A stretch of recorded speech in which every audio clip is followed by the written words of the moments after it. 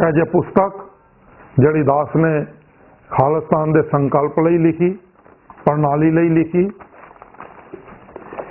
पूरी पुस्तक विच दास ने संकल्प प्रणाली खालिस्तान की की होएगी, किहो जिहा राज होएगा, किवें दा राज दांगे, ये सारिया चीज़ां स्पष्ट करके नाल पुस्तक लैके 2010 विच पिंड पिंड का दौरा किया। इन्हां सारे जथेबंदियां ने विरोध किया। 3 वारी हिंदू जथेबंदियां ने दास ते हमला किया। नंगल विच दास की गड्डी नूं साड़ के अग लाउण दी भी कोशिश की, असीं नहीं डरे। सानू फिर जलंधर विच अरेस्ट कर लिया गया 2011 विच, जिस वेले जलंधर कमिश्नरेट पहली बारी सुखबीर ने बनाई सी, गृह मंत्री सुखबीर ने।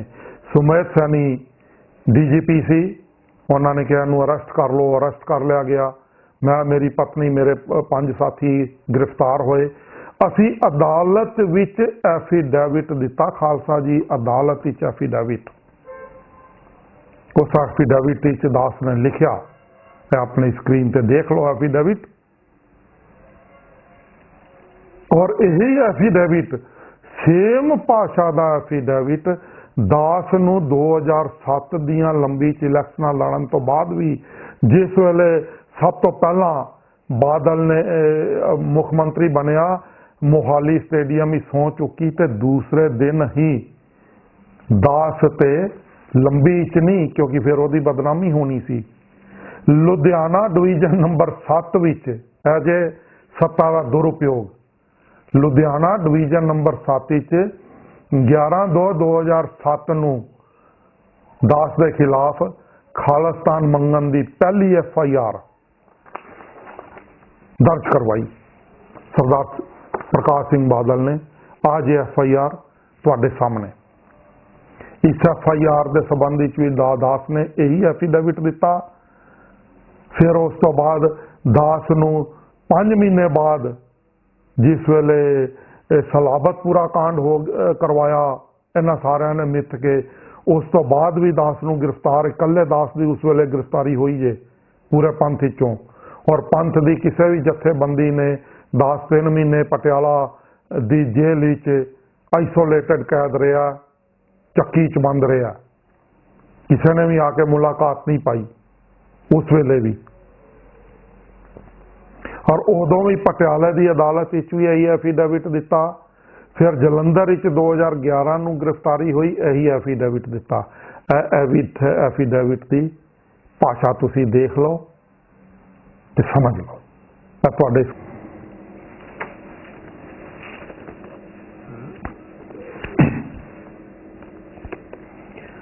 बिना शक मैं इंसाफ करता हाँ कि मैं तिंदरपाल सिंह साबका MP, प्रधान शिरोमणी अकाली दल इंटरनेशनल, पंजाब विच पंजाब विधान सभा राही लोकतांत्रिक शांतमई ढंग तरीके नाल संविधान अते कानून विच रहिंदे होए मत पत्र अर्थात वोट राही खालिस्तान की प्रणाली की सरकार, व्यवस्था, प्रबंधकी निजाम अते सिद्धांत का राज चाहुंदा हाँ अते इस लई संघर्षशील हाँ।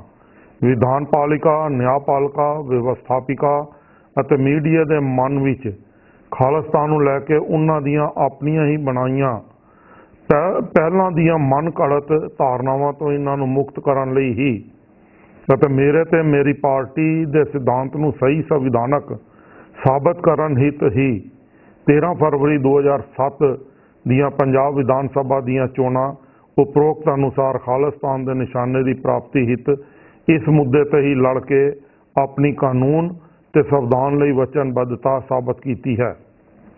2 मैं ये भी इंसाफ करता हाँ कि भारत के इस खिते विच सिख कौमीयता की राष्ट्रीयता का स्वैमान तां ही बरकरार रहिंदा है जेकर सानू विदेशी राज प्रणालियां तो मुक्त होने का सुतंत्र मौका दिता जाए, क्योंकि इस खिते नूं मन्निया ही ये जाता है कि पंजाब जीवदा गुरां दे नाम ते सिखां दी अपनी राजनीतिक प्रणाली विकसित हुंदी हुई हुण उसका लोकतंत्री अते संविधानक आधार खालिस्तान के रूप में सिद्धांतक अते राज प्रबंधक के तौर पर निखर के सामने आया है।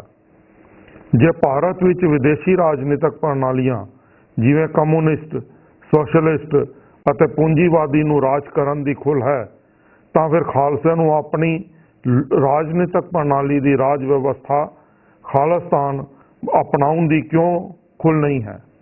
ਸਿੱਖਾਂ ਵੱਲੋਂ ਸੰਵਿਧਾਨ ਅਤੇ ਕਾਨੂੰਨੀ ਤੌਰ ਤੇ ਇਹ ਆਪਣਾ ਲੋਕਤਾਂਤਰਿਕ ਬਦਲ ਪੇਸ਼ ਕੀਤਾ ਗਿਆ ਹੈ ਜੋ ਦੇਸ਼ ਅਤੇ ਕੌਮਾਂਤਰੀ ਕਾਨੂੰਨਾਂ ਦੇ ਅਨੁਕੂਲ ਹੈ। ਦਾਸ ਨੇ ਇਹ ਐਫੀਡੇਵਿਟ ਅਤੇ ਆਪਣਾ ਬਿਆਨ ਜਿਸ ਵੇਲੇ ਲੰਬੀ ਤੋਂ ਬਾਅਦ ਸਰਦਾਰ ਪ੍ਰਕਾਸ਼ ਸਿੰਘ ਬਾਦਲ ਨੇ ਲੁਧਿਆਣਾ ਵਿੱਚ ਦਾਸ ਤੇ ਕੇਸ ਬਣਾਇਆ, ਉਹ ਉੱਥੇ ਵੀ ਅਦਾਲਤ 'ਚ ਸਬਮਿਟ ਕੀਤਾ। ਉਸ ਤੋਂ ਬਾਅਦ ਜਦੋਂ ਸਲਾਬਤਪੁਰੇ ਵਾਲਾ ਕਾਂਡ ਵਾਪਰਿਆ ਤਾਂ ਇਕੱਲੇ ਦਾਸ ਦੀ ਗ੍ਰਿਫਤਾਰੀ ਕੀਤੀ ਗਈ, ਪੂਰੇ ਸਮੁੱਚੇ ਕੌਮ ਵਿੱਚੋਂ ਹੋਰ ਕਿਸੇ ਦੀ ਗ੍ਰਿਫਤਾਰੀ ਨਹੀਂ ਹੋਈ। ਮੈਨੂੰ ਸਵੇਰੇ 16 ਮਈ ਨੂੰ 10 ਵਜੇ ਹੀ, ਜਿਸ ਵੇਲੇ ਮੈਂ ਘਰ ਤੋਂ ਬਾਹਰ ਨਿਕਲ ਰਿਹਾ ਸੀ, ਸਵੇਰੇ ਪੁਲਿਸ ਨੇ ਘਰ ਘੇਰਿਆ ਹੋਇਆ ਸੀ ਤੇ ਮੈਨੂੰ ਉਸੇ ਵੇਲੇ ਹੀ ਗ੍ਰਿਫਤਾਰ ਕਰ ਲਿਆ ਗਿਆ। 3 ਮਹੀਨੇ ਮੈਂ ਜੇਲ੍ਹ ਵਿੱਚ ਰਿਹਾ। ਉਸ ਜੇਲ੍ਹ ਦੌਰਾਨ ਵੀ ਕਿਸੇ ਵੀ ਪੰਥਕ ਲੀਡਰ ਨੇ ਦਾਸ ਨਾਲ ਨਾ ਮੁਲਾਕਾਤ ਕੀਤੀ, ਨਾ ਗ੍ਰਿਫਤਾਰੀ ਦਾ ਕਿਸੇ ਨੇ ਵਿਰੋਧ ਕੀਤਾ। ਉਸ ਵਕਤ ਵੀ ਪਟਿਆਲਾ ਅਦਾਲਤ ਵਿੱਚ ਸੁਣਵਾਈ ਦੌਰਾਨ ਸੰਬੰਧਿਤ ਅਦਾਲਤ ਵਿੱਚ ਇਹੋ ਬਿਆਨ ਦਾਸ ਨੇ ਦਰਜ ਕਰਵਾਇਆ। ਉਸ ਤੋਂ ਬਾਅਦ ਜਿਸ ਵੇਲੇ ਅਸੀਂ ਖਾਲਿਸਤਾਨ ਲਈ ਨਾਨਕਸ਼ਾਹੀ ਉਦਾਸੀ ਫੇਰੀ ਆਰੰਭ ਕੀਤੀ ਅਤੇ ਜਲੰਧਰ ਵਿੱਚ ਦਾਸ ਨੂੰ, ਦਾਸ ਦੀ ਪਤਨੀ ਕਮਲਜੀਤ ਕੌਰ ਅਤੇ ਦਾਸ ਦੇ 3 ਹੋਰ ਪਾਰਟੀ ਵਰਕਰਾਂ ਨਾਲ ਗ੍ਰਿਫਤਾਰ ਕਰ ਲਿਆ ਗਿਆ, ਜਿਨ੍ਹਾਂ ਵਿੱਚ ਇੱਕ ਸਰਦਾਰ ਅਮਨਦੀਪ ਸਿੰਘ ਪ੍ਰਿੰਸ, ਦੂਸਰੇ ਸਾਡੇ ਸਰਦਾਰ ਵਰਿਆਮ ਸਿੰਘ ਜੀ, ਤੀਸਰੇ ਕੈਪਟਨ ਜਗਤਾਰ ਸਿੰਘ ਜੀ। ਅਸੀਂ ਜਿਸ ਵੇਲੇ ਜਲੰਧਰ ਜੇਲ੍ਹ ਵਿੱਚ ਰਹੇ ਹਾਂ ਤਾਂ ਜਲੰਧਰ ਦੀ ਅਦਾਲਤ ਵਿੱਚ ਵੀ ਅਸੀਂ ਸਾਰਿਆਂ ਨੇ ਮਿਲ ਕੇ ਇਹੋ ਐਫੀਡੇਵਿਟ ਸਬਮਿਟ ਕੀਤਾ। ਹੁਣ ਇਸ ਐਫੀਡੇਵਿਟ ਦੇ ਆਧਾਰ ਤੇ ਇਹ ਸਬੂਤ ਦਾਸ ਨੇ ਪੇਸ਼ ਕਰ ਦਿੱਤਾ ਹੈ। ਸਰਦਾਰ ਸਿਮਰਨਜੀਤ ਸਿੰਘ ਮਾਨ ਅਤੇ ਉਸ ਦੀ ਸਮੁੱਚੀ ਟੀਮ ਅਤੇ ਉਸ ਦੀ ਸਾਰੀ ਪਾਰਟੀ ਇਹ ਸਾਬਤ ਕਰੇ ਕਿ ਇਸ ਤਾਰੀਖ ਤੋਂ ਪਹਿਲਾਂ ਇਹ ਐਫੀਡੇਵਿਟ ਦੀ ਤਰੀਕਾ ਮੈਂ ਤੁਹਾਨੂੰ ਦੱਸ ਦਿੱਤੀਆਂ ਨੇ। ਕੋਈ ਵੀ RTI ਰਾਹੀਂ ਕਢਾ ਕੇ ਅਦਾਲਤਾਂ ਤੋਂ ਪੂਰਾ ਰਿਕਾਰਡ ਦੇਖ ਸਕਦਾ ਹੈ। 2007 ਤੋਂ ਪਹਿਲਾਂ ਸਿਮਰਨਜੀਤ ਸਿੰਘ ਮਾਨ ਨੇ ਆਪਣੇ ਕਿਸੇ ਵੀ ਅਦਾਲਤੀ ਆਪਣੀ ਗ੍ਰਿਫਤਾਰੀ ਦੇ ਦੌਰਾਨ ਕਿਸੇ ਵੀ ਅਦਾਲਤ ਵਿੱਚ ਅਜਿਹਾ ਐਫੀਡੇਵਿਟ ਜਾਂ ਹਲਫੀਆ ਬਿਆਨ ਦਿੱਤਾ। ਇਹ ਤੈਅ ਕਰੇਗਾ ਕਿ ਸਰਦਾਰ ਸਿਮਰਨਜੀਤ ਸਿੰਘ ਮਾਨ ਨੇ ਖਾਲਿਸਤਾਨ ਲਈ ਕੋਈ ਪ੍ਰਾਪਤੀ ਦਾਸ ਤੋਂ ਪਹਿਲਾਂ ਕਰਕੇ ਦਿੱਤੀ ਹੈ ਜਾਂ ਨਹੀਂ।